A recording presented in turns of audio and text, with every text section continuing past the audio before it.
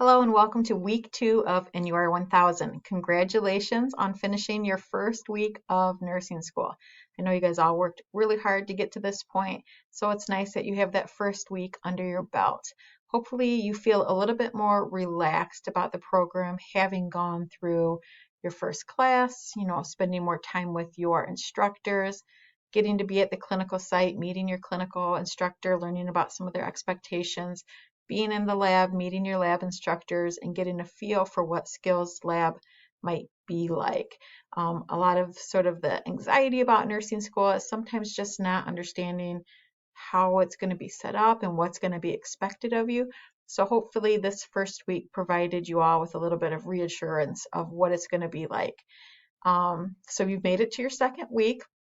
I just want to talk a little bit about the activities you did for your first week and then look at what you're going to be doing for your second week module in NUR 1000.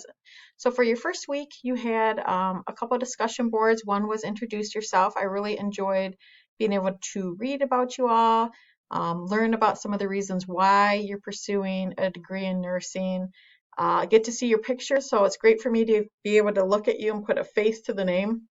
That being said, in the hallway, I probably, since we're not in class together, I'll have a hard time with your names. So give me some grace with names this semester until I have you in a seated class, and then I'll get them all down for sure. I want to encourage you, if you have anything you need to talk about, or even if you just want to stop by and say hi since we don't see each other in class, please feel free to stop by my office and say hi. I'd like to see you all in person, but it's not a requirement. If you want to, you can use the link that I've emailed to you, and I've also set up a QR code here on Canvas in your second module, sort of the first thing that you'll click on where it talks about the topics we're going to cover this week, and it will also provide you with a QR code that you can use. All right, so you also had a discussion board where you talked about what you've heard about nursing school, sort of what your feelings are about nursing school coming into it. And there were some common themes. A lot of students wrote about how they've heard it's stressful and overwhelming and so challenging. And I would agree with that. I think sometimes you hear that reinforced even by nurses who are just like, oh, it was horrible. But I think part of it is because a lot of times students aren't prepared for the rigor of the program or for how hard it's going to be. So then that really, shocks them and sticks with them that, man, I wasn't expecting this, and boy, is it challenging. And it's got to be challenging. Most of you have taken A&P 1 and 2, but we revisit it throughout the program. And sometimes I can remember a student saying, we were talking about cardio. I'm like, you guys have already had this. And she said, well, yeah, I had it, but it was 4 years ago. Like, I don't remember it. So on top of learning your new content, you're also going back and reviewing content that you've already been taught. In essence, learning a new language with the medical terminology, it can be very overwhelming. So I think all of the sort of negative things you hear about nursing school is because it's such a rigorous program, because we have to prepare you to take that high stakes exam, the NCLEX, which you need to pass. The purpose of the NCLEX, again, is to prove that you are a safe, competent nurse. And on top of that, we want to feel reassured that you, our Terra State graduates, are going to be prepared to be an RN on the floor. So we're trying to have a high standard for you. My word of wisdom for you is if you can get into nursing school, which you all have, you can successfully complete nursing school. It's going to be a lot of time, a lot of organization, prioritization of your time that you might have to really focus on that you didn't have to do with your previous college courses, but you definitely can do it. So speaking about the NCLEX pass rate, our goal as instructors is that you pass the NCLEX on your first time, right? We don't want you to have to pay to retake it and have the stress of all that. I will say we have had a pretty good NCLEX pass rate, beginning with fall of 22 graduates, spring of 23, fall of 23. We were having 100% pass rate on the first attempt. We took a little hit. We had 4 students total have problems that graduated in spring of 24. So of a class of 19 students, 4 students were unsuccessful on their first attempt. I do want you to know, though, that they were able to remediate, study, test again, and all 4 they were successful on their second attempt. But our goal is that everybody is successful on their first attempt. So we want to make sure that you go into the NCLEX feeling prepared, knowing that you've passed nursing school, you have what it takes to be successful. And at the end of the program, you'll talk more about sitting for the NCLEX and ways to be prepared, not have as much anxiety when testing and things of that sort that can help you be successful when taking the NCLEX.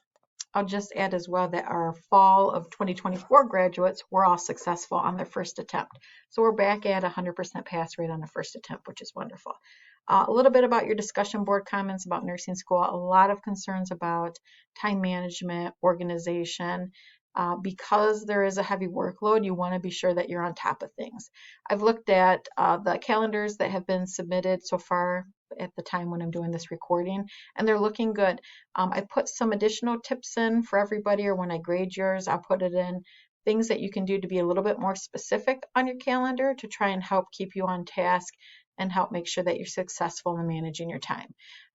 Because, earmarking time for studying is important, but as well, we want to make sure we're earmarking time for self-care, family, whatever it may be, because that's just as important for your success and your sanity in nursing school, is to make sure you're keeping your self-care, your personal needs a top priority as well. In terms of studying, I provided tips about make sure you're specific about what topics you're going to be studying. Be sure you add some extra padded hours of study time, even if you don't use them, because if you're just saying, I'm studying this day, 8 hours this day, 4 hours this day, 4 hours, and that's what I'm doing, but you end up getting sick, kid gets sick, you have to pick up an extra shift at work. You want to have somewhere built in where you have additional hours for studying if needed. Another thing is to remember about the time commitment outside of the classroom, clinic, or lab for nursing school. Rule of thumb is that it's 3 hours of studying outside of class for every 1 credit hour of a class. So for your foundations course, which is 3 credit hours, that means that you should have 9 hours weekly earmarked for studying. Some students may need more, some may need less. But that's a rule of thumb that you can at least start with up until the first exam to see if it works for you. Some clinical concerns were that I saw repeatedly were students who don't have any experience in healthcare feeling a little bit nervous about clinical. And just remember that you're not the first student to start a nursing program who does not have experience in the healthcare field.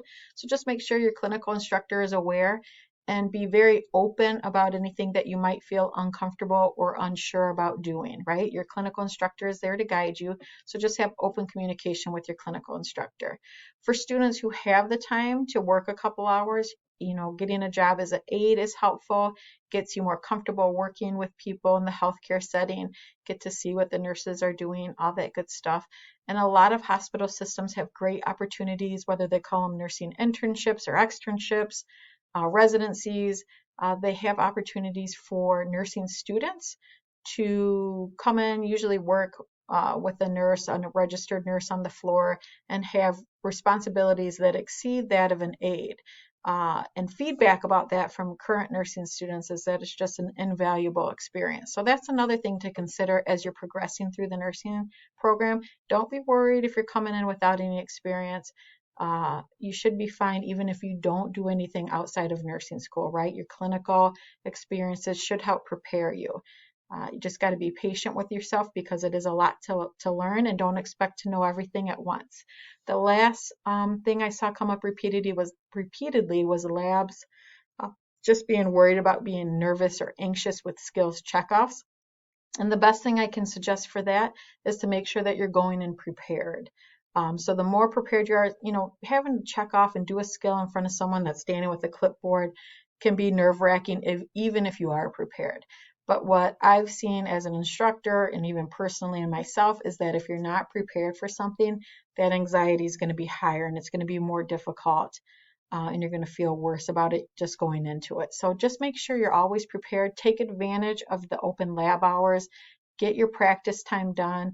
Again, this lab isn't something that you should go into your scheduled lab period and go in the next week and feel ready to check off. You're going to have to practice outside of your scheduled labs. All right, the last thing we're going to do is look at your week 2 expectations. So what are you going to be doing this week? You're going to be reading chapter 2 of your textbook. I did provide you with the PowerPoints that go along with my other recording that sort of walks through the PowerPoints if you're someone that likes to take notes or print those out. So you'll have I'll have 2 recordings that you're listening to. This is one of them, and then another one about organization, note-taking, and study skills. And then you'll also have 2 additional recordings from YouTube, one about study skills and another one about note-taking. So just some study tips there, getting you started at the beginning of the semester. So a total of 4 lectures. Your discussion board, peaks and valleys, what's the best part of your first week of nursing school and the worst part of your first week of nursing school. Remember, again, initial posts are due by Wednesday at 11:59, and then your peer responses due by Sunday at 11:59. And be mindful of the word count requirements in order to get full credit. 2 activities, you'll have an NCLEX question rewording activity, and this is just practice. So like I said, this is a light course. It's not meant to be stressful. I try, knowing that you're beginner nursing students, to define things if I think maybe you won't know what the word is, but even so, it might not be perfect. So if you're doing a practice question and it has something you're not clear about, you're not required to get your textbook out and look it out and really try to figure out the disease or whatever the word is that you don't know, because remember, this course is test taking strategies. So even if you're a little unsure about content, what we're trying to teach you is strategies that you can use to help guide you to pick a correct answer. And it'll work even if some of the content you're not familiar with. So keep that in mind. If you're reading a question, you're thinking, I have no clue what this is even asking, what we're going to be doing is falling back on test taking strategies to answer. So do your best, move forward, don't spend a lot of time worrying about it. The rewording activity, my other lecture or recording will give you some information about how to go about rewording those NCLEX style questions you're going to see. And then you'll also have a practice assessment quiz. Again, might have things that you're unsure about. Pick what you think might be the best answer and move forward. This quiz will take again at the end of the semester, and then I'll be able to look and see how effective this course was in improving your score on that quiz just by learning the test taking strategies that we're going to learn this semester.